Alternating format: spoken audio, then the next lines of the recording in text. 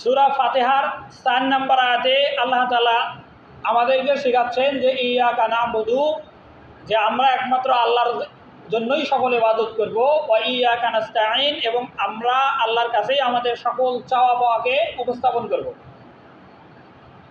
এই আয়াতে দুইটা কথা স্পষ্ট। এক, ইবাদত পাওয়ার একমাত্র হকদার হলেন আল্লাহ। ইয়াকা না'বুদু, আল্লাহ বাদে আর কারো ইবাদত করা যাবে না।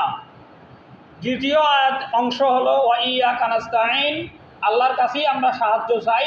সাহায্য করনেওয়ালা একমাত্র আল্লাহ। মানব জাতিকে দুনিয়াতে সৃষ্টি করে পাঠানোর কারণ কি, উদ্দেশ্য কি?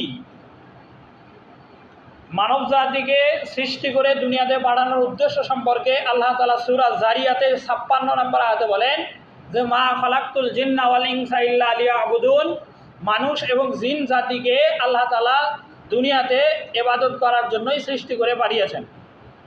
আর একজন মানুষ যদি আল্লাহর ইবাদত করে তাহলে তার লাভ কি? একজন মানুষ ইবাদত করবে দুনিয়ায়, ইহকালে। এই ইহকালে যদি আল্লাহর ইবাদত করে তাহলে তার লাভ হবে দুইটা, একটা ইহকালে আর একটা পরকালে। এই আয়াতটা আমাদের সবার মুখস্থ। সূরা কুরাইশে আল্লাহ তাআলা বলেন যে ফালিয়াবুদু রাব্ব হাযাল বাইত, যে তোমরা এই কাবা ঘরের ইবাদত করো। ইবাদত করলে লাভ কি? আল্লাযী আত'আমাহুম মিন জু, যে ক্ষুধা লাগলে আল্লাহ তাআলা তোমাদেরকে খাবার দিবেন। আত'আমাহুম, তোমাদেরকে খাওয়াবেন। মিন জু, জুইন শব্দের অর্থ হলো ক্ষুধা। যখন তোমাদের ক্ষুধা লাগবে আল্লাহ তখন তোমাদেরকে খাওয়াবেন। এটা হলো দুনিয়াবি লাভ। কেউ যদি ইবাদত আল্লাহর করে তাহলে দুনিয়াবি লাভ হলো ক্ষুধা লাগলে আল্লাহ তাআলা ওই লোকটাকে খাওয়াবেন। রিজিকের নিয়ে ওই লোকটার কোনো পেরেশানি থাকবে না। পরকালীন লাভ হলো ওয়া আমানাহুম মিন খাউফ। ওয়া আমানাহুম শব্দের অর্থ হলো নিরাপদ। ওয়া আমানাহুম, এই ইবাদত গুজার বান্দাদেরকে আল্লাহ তাআলা বলছেন যে তোমাদেরকে নিরাপদ রাখা হবে, নিরাপত্তা দেওয়া হবে। মিন খাউফ, খাউফ শব্দের অর্থ হলো ভয়, যে ভয় থেকে তোমাদেরকে নিরাপদ দেওয়া হবে। ভয় কি? ভয় বলতে পরকালের যতগুলো মানজিল আছে, এই মুনকার নাকিরের প্রশ্ন শুরু থেকে, এখান থেকে শুরু আর ফুলসিরাতের রাস্তা পার হওয়া পর্যন্ত মাঝখানে যত ধাপ আছে, প্রত্যেকটা ধাপেই একজন মুমিন ইমানদার মুসলমানের জন্য ভয়ের কারণ। আল্লাহ তাআলা সেটা বলছেন যে পরকালীন ভয় থেকে আল্লাহ তাআলা ইবাদত গুজার বান্দাকে রক্ষা করবেন এবং দুনিয়াতে রিজিকের যত পেরেশানি এটা দূর করবেন যদি বান্দা ইবাদত করে। ওমালিয়ালা আবুদুল্লাযী, যে আল্লাহর ইবাদত না করার কি কারণ থাকতে পারে? ফাতারানি, আল্লাহ আমাকে সৃষ্টি করেছেন। আল্লাহ আমাকে সৃষ্টি করলেন এবং ইলাইহি তুরজাউন, এবং আমি আল্লাহর কাছেই ফিরে যাব। আর দুনিয়াতে যত নবী এবং রাসূল এসেছেন, আদম আলাইহিস সালাম থেকে শুরু করে মুহাম্মদ সাল্লাল্লাহু আলাইহি সাল্লাম পর্যন্ত যত নবী এবং রাসূল এসেছেন, সকল নবীরাই মানুষদেরকে আল্লাহর ইবাদত করার জন্যই আহ্বান করেছেন। আল্লাহ তাআলা বলছেন ওয়ালাকাদ বাআসনা ফি কুল্লি উম্মাতির রাসূল আনি ইবুদুল্লাহ ওয়াজতানিবুত তাগুত। সূরা নাহলের 36 নম্বর আয়াত। আল্লাহ তাআলা বলেন ওয়ালাকাদ বাআসনা ফি কুল্লি উম্মাতির রাসূল, প্রত্যেক উম্মতের কাছে আল্লাহ তাআলা রাসূল পাঠিয়েছেন। কেন? আনি ইবুদুল্লাহ ওয়াজতানিবুত তাগুত। রাসূলেরা এসে উম্মতদের কাছে দুইটা কথা বলেছে।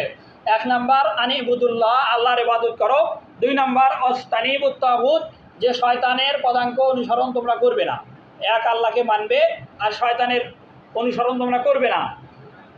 এইটাই ছিল বারবার সকল নবীদের দাওয়াত।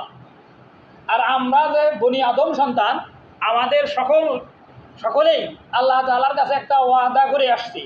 এটাও সূরা ইয়াসিনে আছে 60-61 নম্বর আয়াত। এই দুই আয়াতে আল্লাহ তাআলা বলেন আলাম আহাদ ইলাইকুম ইয়া বানি আদম আল্লাহ তা'বুদুশ শাইতান ইন্নাহু লাকুম আদুউম মুবিন, যে আমি কি বনি আদমের কাছ থেকে এটা ওয়াদা নেই নাই যে বনি আদম আল্লাহকে বাদ দিয়ে শয়তানের ইবাদত করবে না, কেননা শয়তান মানুষের প্রকাশ্য শত্রু।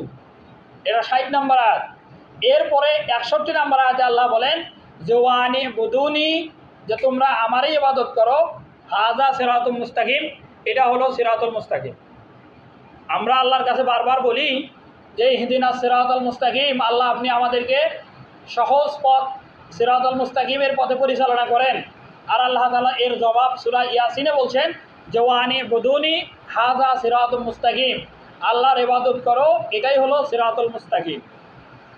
যেই লোকটা দুনিয়াতে ইবাদতের উপরে কাটাবে, যেই লোকটা দুনিয়াতে ইবাদতের উপর কাটাবে, এই লোকটার জান কবজের সময় আজরাইল আলাইহিস সালাম খুব বিরাট আকৃতি নিয়ে আসবে না, খুব সহজভাবে আসবে। মানুষের মৃত্যুর পূর্ব মুহূর্তে আজরাইল মৃত্যু পথযাত্রী মানুষটার কাছে কিভাবে আসে, সূরা নাজিয়া 30 পারাতে আছে, ওয়ান নাজিয়াতি গরকা ওয়ান নাশিতাতি নাশতা ওয়াস সাবিহাতি সাবহা ফাসসাবিকাতি সাবকা, এই 4 আয়াতে আছে।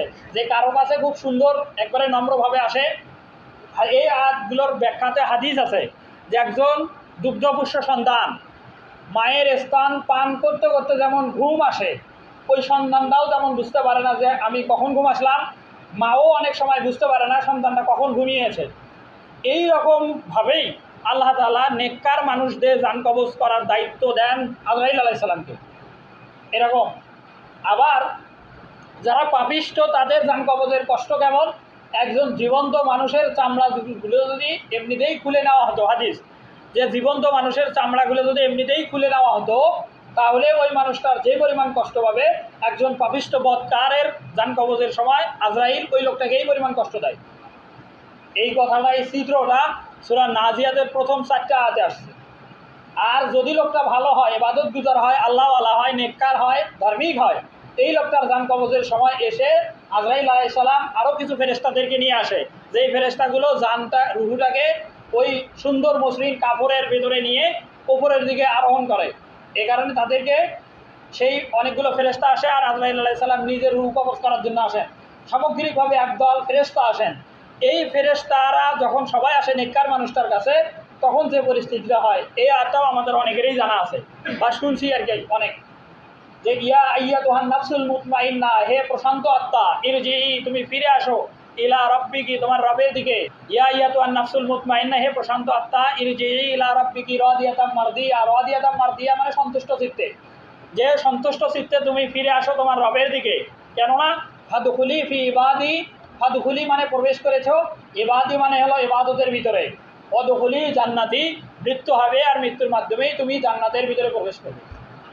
এই অভিবাদন, এই শুভ সংবাদ একজন নেককার মানুষ মৃত্যুর পূর্বেই মুহূর্তেই জানতে পারে। এ কারণেই আপনি শুনে থাকবেন যে যদি লোকটা নেককার হয়, ধার্মিক হয়, ভালো হয়, এই লোকটার মৃত্যুর পূর্ব মুহূর্তে দেখবেন যে সে হাসে, তার চেহারা উজ্জ্বল হয়, চেহারাটা নুরানি হয়, এরকম কথা আমরা শুনে থাকি মাঝে মাঝেই।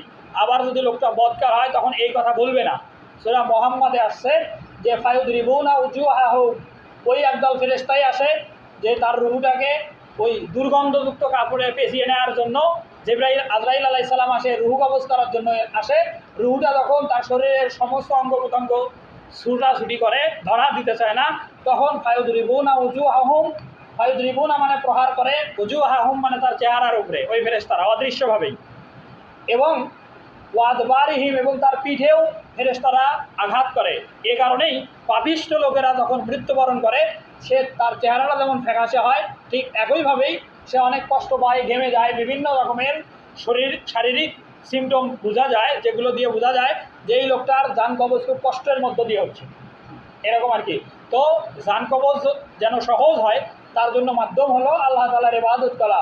আল্লাহ তাআলা আমাদেরকে তার সকল হুকুম আহকাম রাসূলের তরিকার উপরে আমল করার তৌফিক দান করুক, তাহলেই সেগুলো ইবাদত হবে। আর আল্লাহ তাআলা আমাদেরকে সেই মাফিক আমল করার তৌফিক দান করুক, সকলে বলে আমিন।